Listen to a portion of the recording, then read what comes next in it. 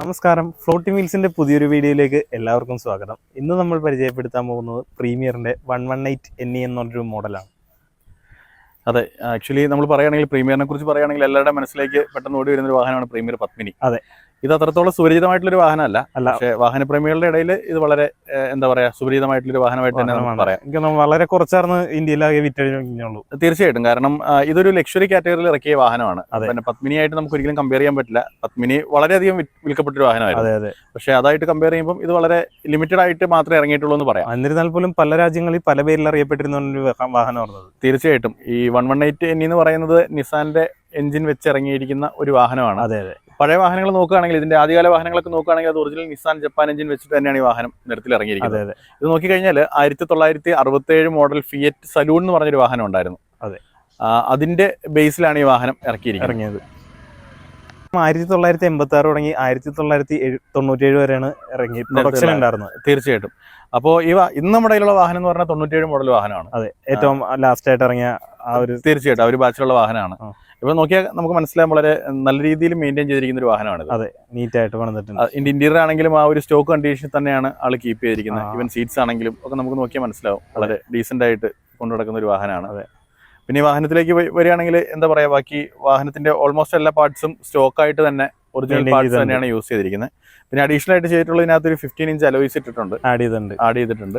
സ്റ്റോക്കിൽ 13 വരുന്നതാണ്. Stock 13 inch wheels ആണ് വരുന്നത്. 15 ഇഞ്ച് അലോയ്സ്. ഈ വണ്ടിയുടെ മെയിൻ ആയിട്ടുള്ള ഒരു അന്നത്തെ ഒരു പോരായ്മ ചെറിയ വീലായിപ്പ് എന്നുള്ള ഈ വണ്ടിക്കുള്ളതിനേക്കാൾ വളരെ ചെറിയ.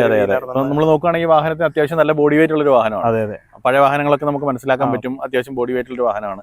അപ്പൊ ഇതിന് അത്യാവശ്യം ബോഡി വെയിറ്റ് ഉണ്ട്. അപ്പൊ ആ ഒരു വെയിറ്റ് വെച്ച് നോക്കുമ്പോൾ ശരിയാണ്, വളരെ ചെറിയൊരു വീലായിരുന്നു വാഹനത്തിൽ ആ സമയത്ത് ഉണ്ടായിരുന്നത്. ഇത് വളരെ നല്ല രീതിയിൽ ചെയ്തിട്ടുണ്ട് ഈ വാഹനം. അതെ, ഇതിപ്പോ നോക്കുകയാണെങ്കിൽ നമ്മുടെ കയ്യിലുള്ളത് ഒരു പെട്രോൾ വാഹനമാണ് 118 NE എന്ന് പറയുന്ന വാഹനം. ഇത് പെട്രോൾ വേരിയന്റ് ആണ്. ആക്ച്വലി ഇതിന്റെ ഡീസൽ വേരിയന്റ് വരുന്നുണ്ട്. അത് 138 NE എന്നുള്ള ഇറങ്ങിക്കൊണ്ടിരുന്നത്. പിന്നെ ഈ വാഹനത്തിലേക്ക് നോക്കുകയാണെങ്കിൽ ഈ പറഞ്ഞതുപോലെ സസ്പെൻഷൻ വളരെ കംഫർട്ടബിൾ ആയിട്ടുള്ള യാത്ര. അതുപോലെ ബാക്കിലുള്ള സോഫ സീറ്റും എല്ലാം കൂടെ വരുമ്പോൾ ഇരിക്കാൻ ഭയങ്കര കംഫർട്ടബിൾ ആണ്. ഇപ്പോഴാണെങ്കിൽ പോലും നമ്മുടെ എന്താ പറയുക ലേറ്റസ്റ്റ് ജനറേഷൻ വാഹനങ്ങളെക്കാൾ കൂടുതൽ കംഫർട്ടാണ് ഈ വണ്ടിയിൽ ഫീൽ ചെയ്യാൻ പറ്റും. പിന്നെ വളരെ സ്പേഷ്യസ് ആയിട്ടുള്ള ഒരു ഇന്റീരിയർ ആണ്. ആക്ച്വലി നമ്മൾ ഓൾറെഡി പറഞ്ഞതുപോലെ തന്നെ ഇതൊരു ലക്ഷറി കാറ്റഗറിയിലാണ് ഈ വാഹനം ഇറക്കിയത് അന്നത്തെ കാലത്ത്. സോ അതുകൊണ്ട് തന്നെ ആ വാഹനത്തിൽ അത്യാവശ്യം വേണ്ട കാര്യങ്ങളെല്ലാം ഉൾക്കൊള്ളിച്ചുകൊണ്ടാണ് ഫിയറ്റ് ആ ഒരു സമയത്ത് ഈ വാഹനം ഇറക്കിയെന്ന് പറയും പ്രീമിയർ. കാരണം ഫിയറ്റിന്റെ ആ ഒരു പർട്ടിക്കുലർ മോഡലിനെ ബേസ് ചെയ്തിട്ടാണ് പ്രീമിയർ ഈ ഒരു റഷ്യയിലേക്ക് ഈ കാർ അറിയപ്പെട്ടുകൊണ്ടിരുന്ന ലാഡ എന്നുള്ള ഒരു പേരിലായിരുന്നു. അതെ, ഒരുപാട് വാഹനങ്ങൾ നമുക്ക് പല സിനിമകളിലൊക്കെ നോക്കി കഴിഞ്ഞാൽ നമുക്ക് ആ വാഹനങ്ങൾ കാണാൻ. എനിക്ക് തോന്നുന്നു ഇറ്റലിയിലാണെന്ന് തോന്നുന്നു. ഇറ്റലിയിൽ എനിക്ക് തോന്നുന്നു ഫിയറ്റ് 124 എന്നുള്ള ഒരു പേരിലായിരുന്നു. അതെ, കറക്റ്റ് ആയിട്ട് സലൂൺ 124 സലൂൺ എന്ന് പറയുന്ന ഒരു പർട്ടിക്കുലർ മോഡലിനെ ബേസ് ചെയ്ത് ഇന്ത്യയിൽ ഇറക്കിയപ്പോഴേക്കും എനിക്ക് തോന്നുന്നത് 1986 തുടങ്ങി 90 വരെ ആയിരുന്നു ഒരു ക്വാർട്ടർ ഗ്ലാസ് വരുന്നുണ്ടായി. ഫ്രണ്ടിൽ ഒരു ക്വാർട്ടർ പോർഷൻ വരുന്ന ആ മോഡൽ. അത് കഴിഞ്ഞിട്ടുള്ള മോഡൽസിന് ആ ഒരു ക്വാർട്ടർ ഗ്ലാസ് വരുന്നില്ല. ഈ ഒരു സിംഗിൾ ഗ്ലാസ് ആയിട്ട് തന്നെയാണ് വരുന്നത്. കറക്റ്റ്. നമുക്ക് ഇന്നിപ്പോൾ കിട്ടിയിരിക്കുന്ന ഈ വാഹനത്തിലേക്ക് നോക്കുകയാണെങ്കിൽ ഇതൊരു ഡ്യുവൽ ടോണിലാണ് ഇതിന്റെ പെയിന്റിംഗ് ചെയ്തിരിക്കുന്നത്. ഒരു ബ്ലൂ പ്ലസ് ഒരു പ്യുവർ വൈറ്റ് അല്ല, ആക്ച്വലി ഒരു ക്രീമിഷ് കളറാണ് ശരിക്കും പറഞ്ഞു കഴിഞ്ഞാൽ. വളരെ ഭംഗിയായിട്ട് തന്നെ വണ്ടി ചെയ്തിട്ടുണ്ട്. സെയിം കളർ തന്നെയാണ് വീൽസും വന്നിരിക്കുന്നത്. അതെ, അപ്പൊ ആ അലോയ്സും കൂടെ വന്നപ്പോൾ വളരെ ഭംഗിയായിട്ട് നമുക്ക് വാഹനം വളരെ നീറ്റായിട്ട് ഒരു ക്യൂട്ട് ലുക്കിലേക്ക് വണ്ടി എത്തുന്നുണ്ട്. അതെ, വളരെ നീറ്റായിട്ട് ചെയ്തിരിക്കുന്ന ഒരു വാഹനമാണ്. പിന്നെ നമ്മൾ പറയേണ്ട ഒരു കാര്യം എന്ന് പറഞ്ഞു കഴിഞ്ഞാൽ പഴയ വാഹനങ്ങൾ ആയതുകൊണ്ട് തന്നെ ഇതിന്റെ ബോണറ്റ് ഓപ്പൺ ചെയ്യുന്നത് കുറച്ച് ഡിഫറെന്റ് ആയിട്ടാണ്. സാധാരണ നമ്മൾ ഉള്ളിലേക്കാണ് വരിക, ഇത് പുറത്തേക്കാണ് ഇതിന്റെ ബോണറ്റ് ഓപ്പൺ ചെയ്യുന്നത്.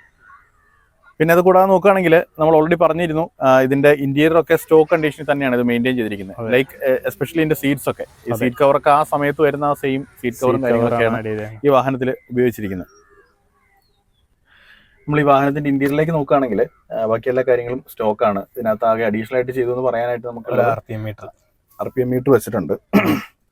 അതുകൂടാതെ AC-യുടെ കൺട്രോൾസ് നമുക്ക് ഇവിടെ കാണാൻ പറ്റുന്നുണ്ട്. അതെ, ഇപ്പം മീറ്റർ കൺസോളിലേക്ക് വരികയാണെങ്കിൽ നമ്മുടെ സ്പീഡോമീറ്റർ കൂടാതെ ഒരു ക്ലോക്ക് ഇതിനകത്ത് വരുന്ന കാണാം. അത് ഭയങ്കര വലുതായിട്ട് എനിക്ക് തോന്നണം ഓഡോമീറ്ററിന്റെ ഒപ്പം തന്നെ വലിപ്പമുള്ള മീറ്റർ. അതെ. പിന്നെ ഈ പറഞ്ഞ പോലെ ഓരോ സിഗ്നൽ ഇൻഡിക്കേറ്റേഴ്സും കാര്യങ്ങളൊക്കെ പഴയ LED ലൈറ്റ്സ് ആണ് അതിനകത്ത് വെച്ചിരിക്കുന്നതായിട്ട് നമുക്ക് കാണാൻ പറ്റും. പിന്നെ ഇത് പഴയ പ്രീമിയറിന്റെ ആ ഒരു PAL ലോഗോ ഒക്കെ ഉള്ള ആ ഒരു പഴയ സ്റ്റിയറിംഗ് വീല് തന്നെയാണ്. അതെ, ബാക്കിയെല്ലാം വളരെ മനോഹരമായിട്ട് തന്നെ ആ ഒരു സ്റ്റോക്ക് കണ്ടീഷനിൽ തന്നെ വാഹനം കീപ്പ് ചെയ്യാനായിട്ട് എന്റെ ഓണർ ശ്രദ്ധിച്ചിട്ടുണ്ടെന്നാണ് കൃത്യമായിട്ട് പറയാനായിട്ട്. RPM മീറ്റർ ഒഴികെ ബാക്കിയെല്ലാം ഇതിനകത്ത് വന്നിരിക്കുന്ന സ്റ്റോക്കാണ്.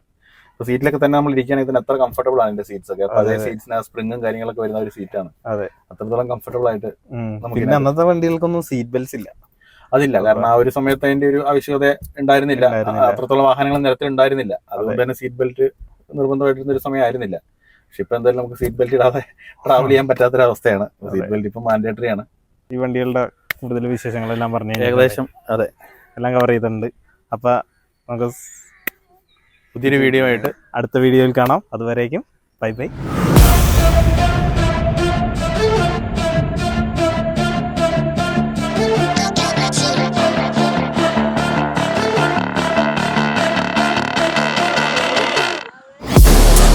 Inside of me, you better watch out if your enemy's a road ahead of full prophecy to be the greatest beast the world has ever seen. I feed him every day like the bones clean. I feed him all the hate and he grows me, and he gets cause real big, pissed off quick. And if you cross him, you might drop dead. Metaphorically, of course, settling the score, never getting bored. Loves the blood and gore, always wanting more freedom from the source. They don't really listen until they feel the force of blood in. If you start shit, you be heartless in the darkness, torn apart quick. You left scars ripped, you be chewed up and discarded. And this world ain't right, won't accept it. Negative energy, I expect it. Once it's in your mind, it's infectious. So fight for your life and reject it.